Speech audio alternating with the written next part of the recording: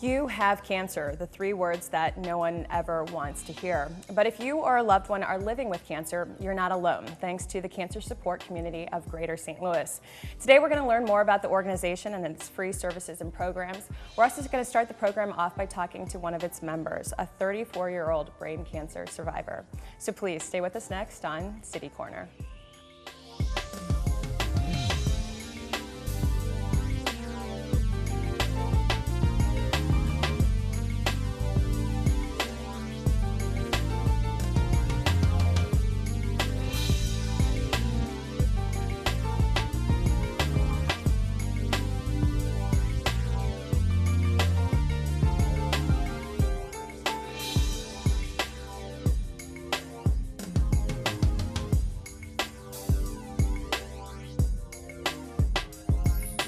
Hi, I'm Sarah Thompson and welcome to City Corner. Today we're talking about what it's like to live and survive cancer, but we're specifically looking at the work of an organization here in St. Louis called the Cancer Support Community of Greater St. Louis. They offer free services and programs to people living with and surviving cancer. We're going to start the program off today with Erica Proctor. She's a member of Cancer Support Community of Greater St. Louis, and what I mean by that is you are a cancer survivor. So first, hats off and congratulations to you. That's such a blessing. Thank you so much. And thank you for being here.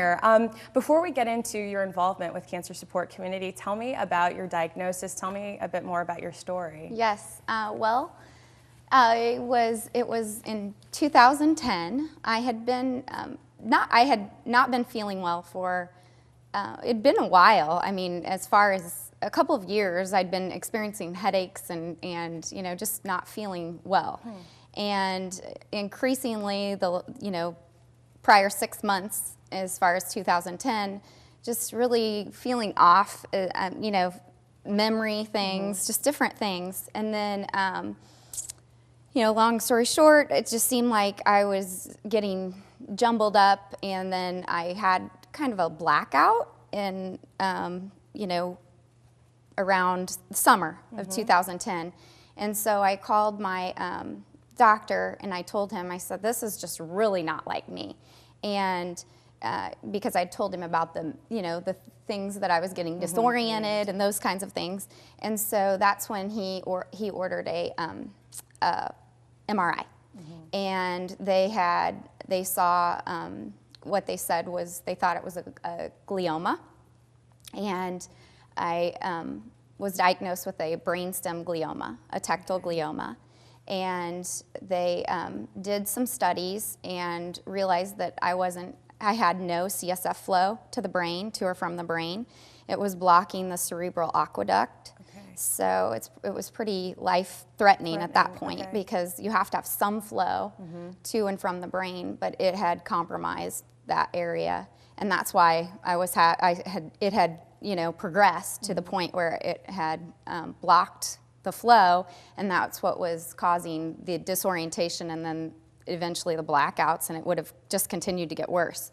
So they went in and they put a shunt in, but since the tumor is in the brainstem, it was inoperable. It was deemed inoperable.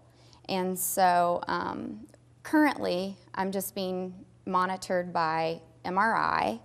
And I have a interdisciplinary team of neurosurgeon, oncologist, neurologist, and then I also have some people that I work with on in Los Angeles, as far as just kind of keeping in touch with. I'm hoping to get into maybe a vaccine trial. I see. So you are living with this. I apologize. Correction on my end. Absolutely. So wow. So you are living with brain cancer. Absolutely. So yes. how does, wow. So I wasn't quite sure if you had survived or not. I mean, what is that like for you on the day-to-day? Because I feel so many people, I know my father had cancer, and so many people we know get diagnosed with cancer, but until it happens to you, what do you actually feel? What did you go through? Here you are in your early 30s. What did you go through when you heard this? Well, at first it's shock, and then you just feel like, you go through a lot of different emotions. I think it took a while for it to really set in.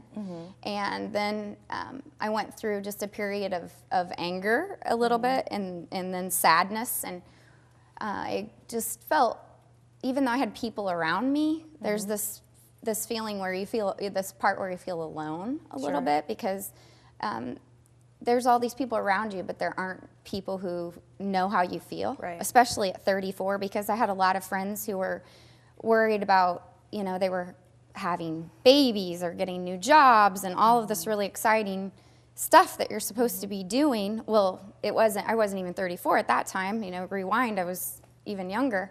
And I had a 2 and a 4-year-old, and I had a really busy job. I was a director at a local hospital in physician services, physician outreach and marketing, and it was 60 plus hours a week. So I had all these expectations around me, and life didn't stop.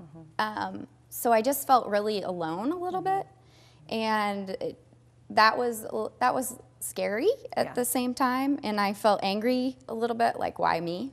Right. I think, I do think you hear that a lot, and it is such an isolating experience, especially, again, it's not to say that at any time in your life it's okay to have a diagnosis of cancer, but I think, like you were saying, the sort of juxtaposition with your friends having their first child or their new jobs, and here you are with this life-threatening illness. Tell me how you heard about cancer support community of Greater St. Louis. How did the organization come into your life? Sure. Well, in those feelings of, you know, that I just had this need to be with people that understood where I was, and I just did this search for a brain tumor group, and I was lucky enough to find the closest one to me was at the Cancer Support Community.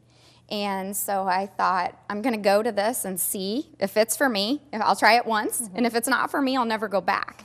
And so I went to my first one, and it was at the Cancer Support Community. And it was just such a blessing to me to walk through those doors and just to hear, you know, the different stories. And it was so ironic. The first one that I went to, there was a husband and wife in there because the wife had brain cancer too, and her husband went with her. And I talked my husband into going with me as well.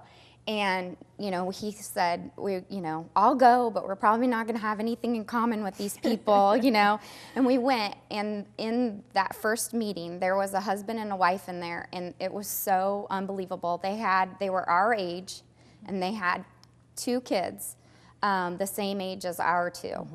And it was just unbelievable. And she was further in her diagnosis than me, and it was really inspiring to me to see the walk that she had. You know, I thought, if she has made it through, I can do this. And it was just really, you know, it was what I needed at that moment. I needed that motivation and that push. And, you know, I still think back to that.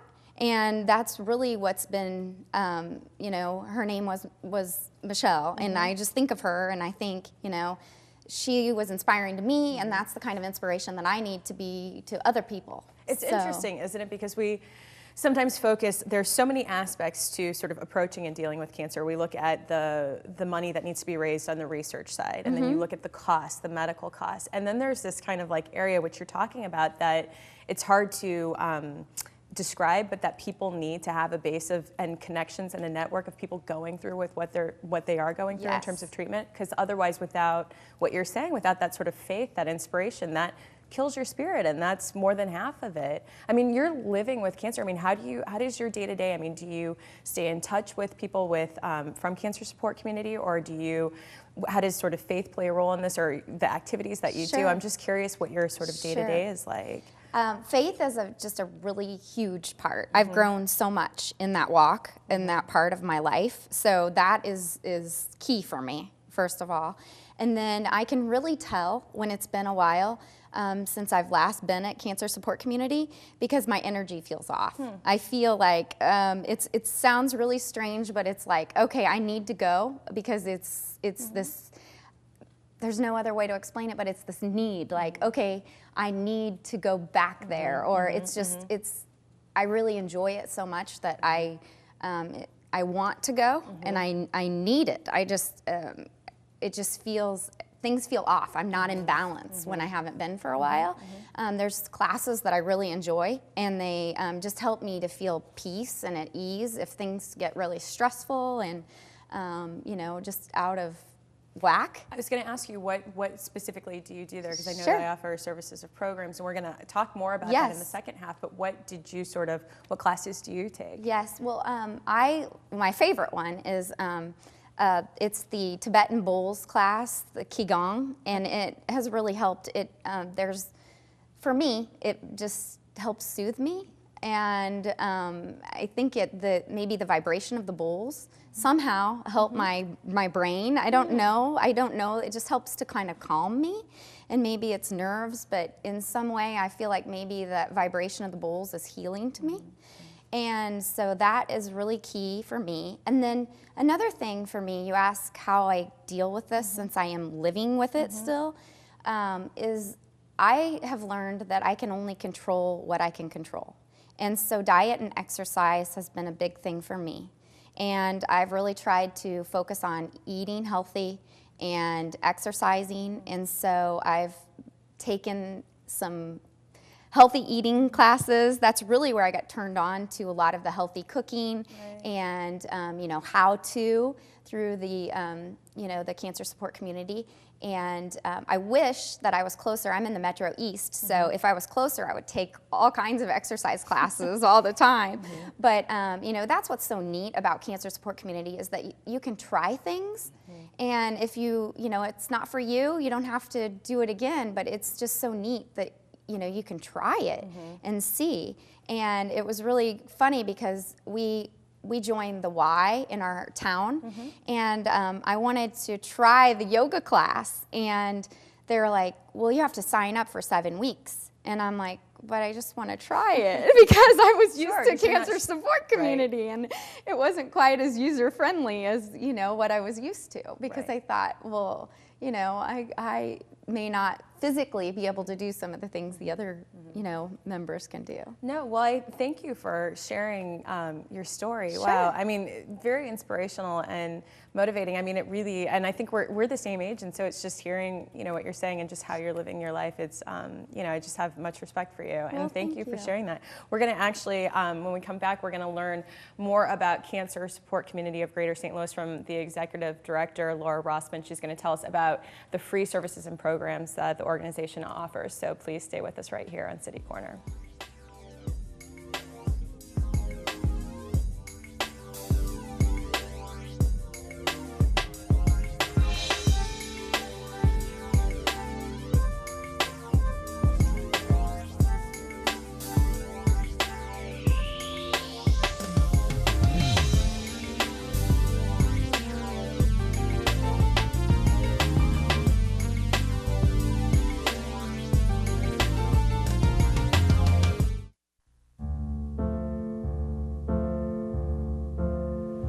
There's a monster in my bathtub.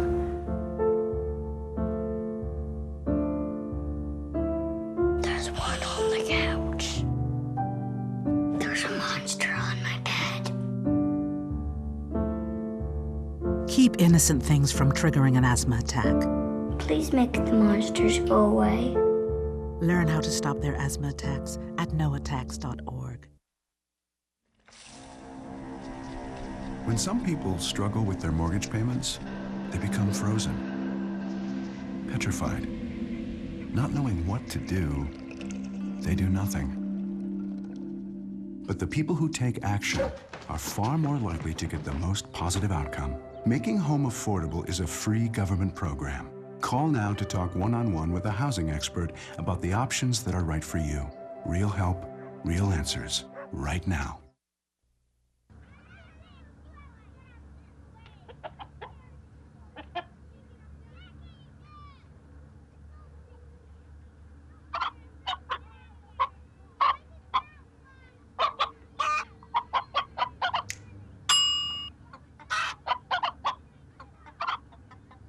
Separate raw meats from other foods by using different cutting boards. 3,000 Americans will die from food poisoning this year. Keep your family safer. Check your steps at foodsafety.gov. Nice. Yes, go! Yes! No!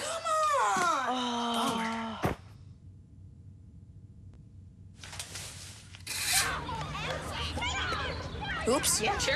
Let's go. Let's go. Moms everywhere are finding ways to keep kids active and healthy. Works every time. Get ideas, get involved, get going at letsmove.gov.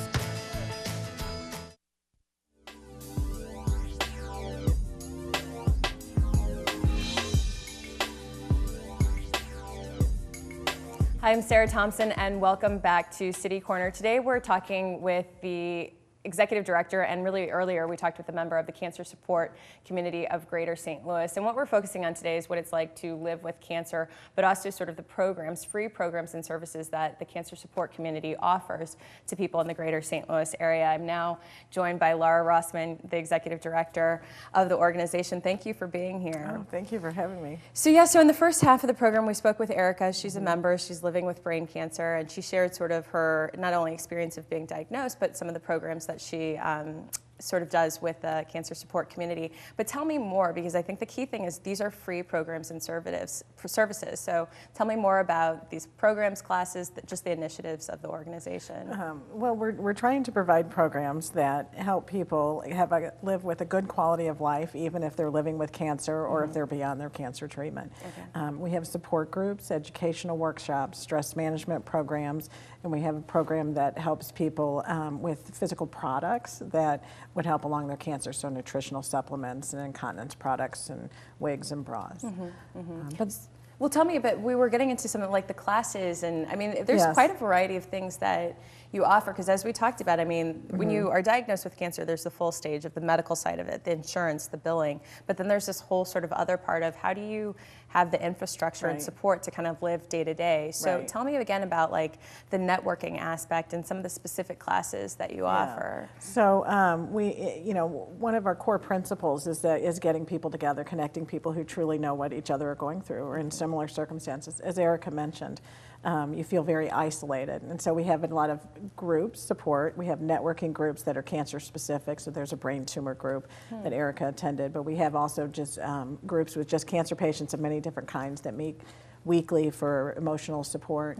We have groups for their caregivers or loved ones, and we have bereavement groups as well. We have the classes we have are just a plethora of classes. We have under stress management, we have exercise and gentle movement classes like yoga and qigong and Tibetan singing bowls and meditation, and we have other more high-impact exercise classes such as Zumba and Nia. And in the Zumba class, you know, it's very high energy. It's Friday mornings. The whole building is shaking with the music. And then it also turns into that connection with other people, because they tend to sit around afterwards and will spend most of the day and much of the afternoon just sitting and sharing their stories and sharing their experiences and connecting with others. Yeah, I think we actually have some photos of that. There's some photos we have of a writing women's workshop. We can start to take a look at those up on the screen. A writing women's workshop, beading. Is that here we're looking at photos? Those are the bracelets that people made in the beading classes. And so we have a beading class, and I think next, tell me a bit more. There's, I think this is a gathering. You do a series of events. We do. We have, we provide all the programs free of charge, and we do this by donations, and it's all done by private donations. And so one of the things we do is we have a cancer survivorship walk in May, and we have about 1,000 people come to that, and we have a gala as well. But the writing class helps people write. We're actually just about done with producing a book of some of the poetries and stories that people have written from the writing class and others have written. That's fantastic. And this is the picture of the Zumba ladies, and they're decorating their shirts for the walk. So again, it's just activities outside of the class itself, but they're so bonded that they have a team in the walk with just the Zumba class. So tell me about, since all the programs and services are at no cost to the member, to the patients or members, is there criteria? Is this open to anyone? I mean, if someone right now is watching this or knows of someone who's living with cancer and thinks, oh, my mom or my sister could really benefit from taking the Zumba class or networking or communicating with other people who are going through the same thing, how do they just contact you? Is there a certain criteria? No, it's open to anybody whose life is affected by cancer. So whether that be yourself or your loved ones. Sometimes the cancer patient themselves will come. Sometimes they don't feel the need for our services, but their loved one does. So the loved one can come by themselves.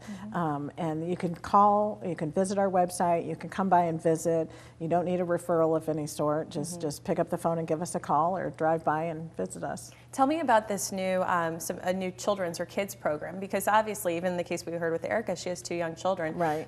Many people living with cancer are moms, they're dads, they have young children, they have older children, and sometimes they might feel like they're being left in the dark of what their family member is going through. Right. You know, it's so much to just be a parent and have young children. You know, your life is so busy, and then to throw cancer on top of that. So this is a really underserved group, is children whose parents and siblings have cancer. And so we have a new program called Kids Support, and the kids can come in, and it's a 7-week prescribed program. So 1 week they'll talk about grief, and 1 week they'll talk about the disease. A doctor will come and visit the program, and they'll actually answer any questions the kids may have about their parents' cancer. They'll do art projects that help them talk about how angry they are, or how sad or how scared they are. And then meanwhile, the parents are in a support group in the next room, and they're learning what their kids are learning and how to carry on the conversation at home with their children. Do you partner with any other organizations in town to do this? Because this is quite a lot to offer. You offer such a variety and array of classes and programs. So do you partner with other organizations? Yeah, we partner with a lot of other groups. We have programs in conjunction with all of the area hospitals and their cancer centers.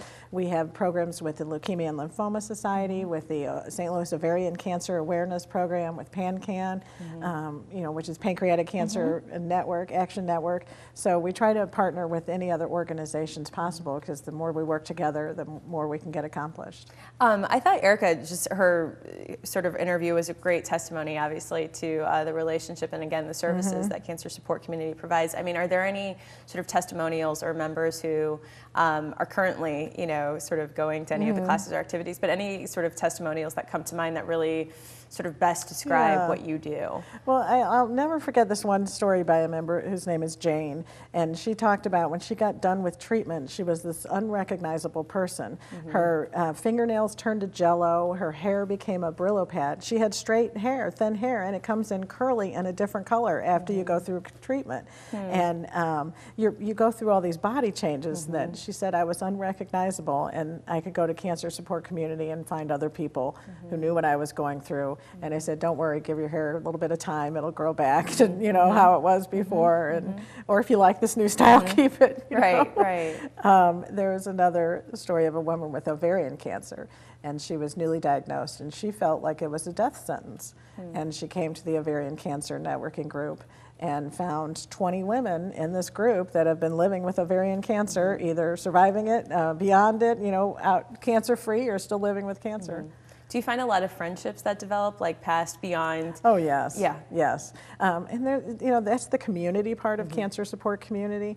There is a woman in one of the support groups was very sick and not able to come to the support group, so the support group went to her, and they went to her home in Illinois, and I think it was around Christmas time, and they sing Christmas carols to her, and they took her food, and you know, they'll tend to help take each other to treatment if somebody needs treatment, or there was a young woman with a brain tumor, and she wasn't able to drive, and everybody from the group took turns picking her up and bringing her to group. And no, that's really, because again, and we touched on this in the first half, because it's like life just kind of continues to happen, doesn't it? So for everyone, you know. So when many of the members, I'm sure they've said, when they receive that diagnosis, it's like, and again, Erica made this comment where it's like everybody's life around you doesn't necessarily change, and so it's nice to be able to reach out or to share that kind of camaraderie and support from other people who know what you're going through, especially because it can be such an isolating experience. It is, and it's a game changer. I mean, it changes your entire life, and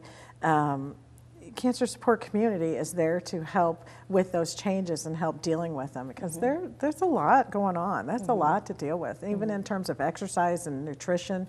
We have nutrition and cooking classes, and as Erica said, that is something you can take control back of. You can control what you put in your body and what you do with your body. And our classes also, especially the exercise classes, are geared towards people who are cancer survivors. So many of them have had surgery and have limited movement. And you know, if you're in a yoga class and you can't do that, you're fine. You don't have to do that. The teacher doesn't push. You do it to your ability. If you want to come in and lay in the class and not even move. I took a class one time, and this woman was 2 weeks out of abdominal surgery, and you can't do any yoga without using your abdomen. She basically laid in the chair, laid on the mat, moved her arms, and just was there, being present and hearing the music and being in this calming atmosphere. and she found it very helpful. So tell me just briefly, before we close things up, that Cancer Support Community of Greater St. Louis, this is part of a national organization. Yes. Can you just tell me a bit more about that? Yes, there are 46 affiliates around the country, mostly in major cities, but in some smaller areas as well. They're either called Cancer Support Community or Gilda's Club. A couple of years ago, the Wellness Community, which is what we used to be known as, merged with Gilda's Club, and we became Cancer Support Community. Okay, so how long has it been here in St. Louis then? We are celebrating our 20th anniversary next year. Okay. Yeah, we started in 1993.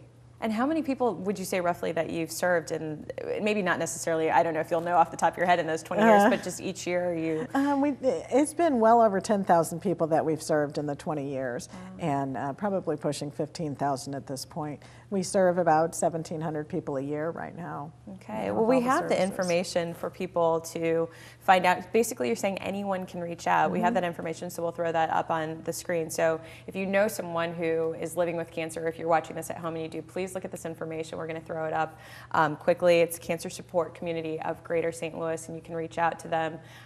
Really, and just, there's someone who, is there anyone who picks up the phone and they can just kind of hear your story and tell you more about the programs? Okay, so here we go. Cancer Support Community, that's the address, cancersupportstl.org, and the phone number to call if people have any questions. Is there anything that you'd like to share? Any events coming up or anything for the remainder of the year or starting next year for your 20th? Oh yeah, so we're going to kick off our 20th anniversary with a soup cook-off, and we're going to have some of our chefs come in and with their favorite soup recipes, and we'll have a soup cook-off and see which one we think tastes the best, and it's all very healthy and nutritious. Is that open to the public? Is that a fundraiser? It'll be in January, and it'll be on our website. Do you have? Is it because you said you get a lot of donations? Do you have like a big fundraiser, or are there other ways that people can support? Do you take personal donations? We take personal donations. We love personal donations. We do all of this free of charge because of the donations, and we are limited in our services by how many donations we get. So we have other programs we'd love to do, and other people we'd love to serve if we could get more funding. So write checks, send them in, go online with a credit card. You can make a donation. Oh, really? You can make personal donations. Yeah, and join our walk coming up in May. And what's that? What is the walk? It's the it was the Cancer Survivorship Walk. We just changed the name to Steps for Hope. Okay. And it's May 28th at Creve Coeur Park. Okay. And it's just a fun day to come out and walk and celebrate life. Okay, all right, that's great. Well, that's a lot of activities and information. And again, a couple things here. If you, again, know someone who has cancer, is living with cancer, and you want to find out more about Cancer Support Community, you can go to the website and the information that we showed. They're also obviously accepting donations, and then have a listing of events that are taking place for the remainder of this year and next year. So please go to the website for more information. And thank you, Laura, for being here. Well, thank you. Thank you for helping us spread the word. All right. And thank you at home for watching City Corner. Please keep it right here on STL TV.